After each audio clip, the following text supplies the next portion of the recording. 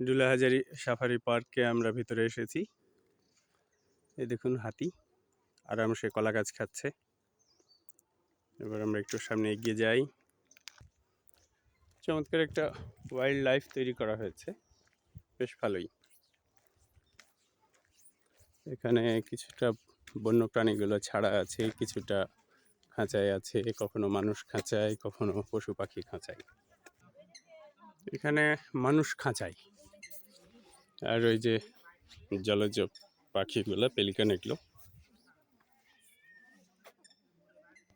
ওরা ঘুরে বেড়াচ্ছে চমৎকার করে। বাহ বাহ,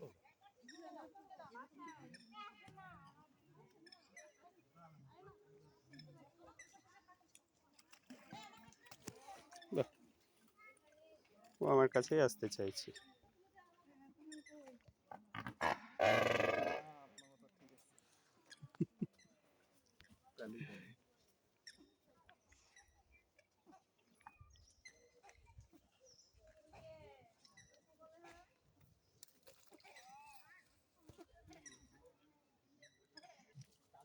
রোদ পোহাচ্ছে।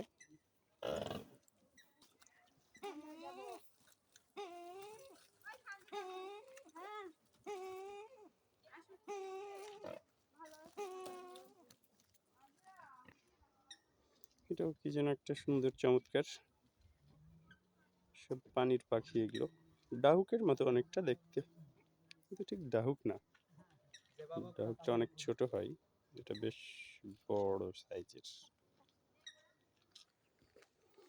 একদম উঁচু উঁচু গাছ, বিশাল পুরনো, একদম বুনো পরিবেশ, সত্যি দারুণ। এবার জলহস্তি পাওয়া গেল, কিন্তু অনেক দূরে। একটু যদি কাছে আসতো ভালো হতো। যাক, দূর থেকে দেখেই দুধের স্বাদ ঘোলে মিটাই। তবে ক্যামেরাতে দূরে দেখা গেলেও বাস্তবে কাছেই দেখছি।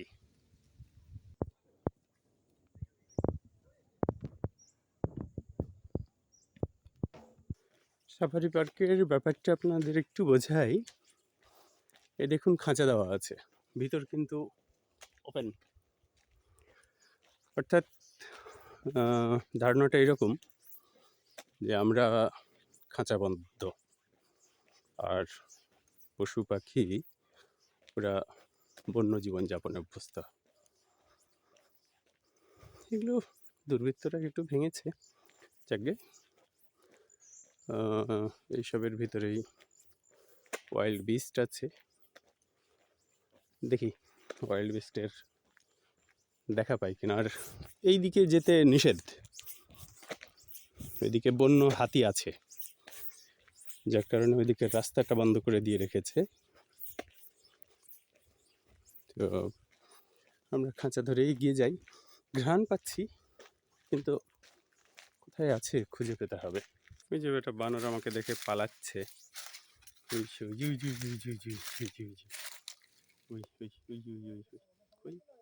হ্যাঁ, ওই যে। আর ওই যে ইমু, ও না, উট পাখি। এগুলো উট পাখি, হ্যাঁ উট পাখি।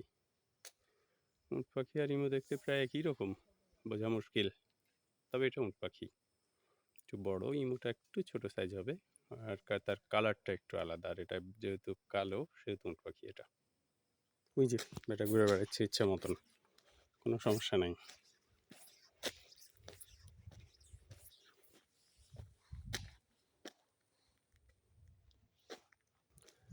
না, ওয়াইল্ড বিস্টের দেখা পেলাম না।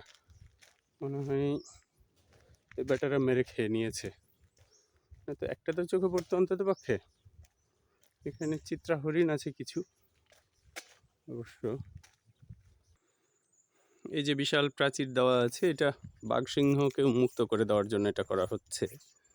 তৈরি হয়নি এখনো, যার কারণে হলো না দেখা আমার। ওই যে ওটা ওয়াচ টাওয়ার করা হয়েছে, ওই ওয়াচ টাওয়ারে উঠে বাঘসিংহ দেখতে হবে আর কি। তবে এবার হলো না, পরে আরেকবার হবে আশা করছি। সিঁড়ি দিয়ে উপরে উঠি, দেখি কি আছে। হুম, ওই যে বেটা সিংহ মামা।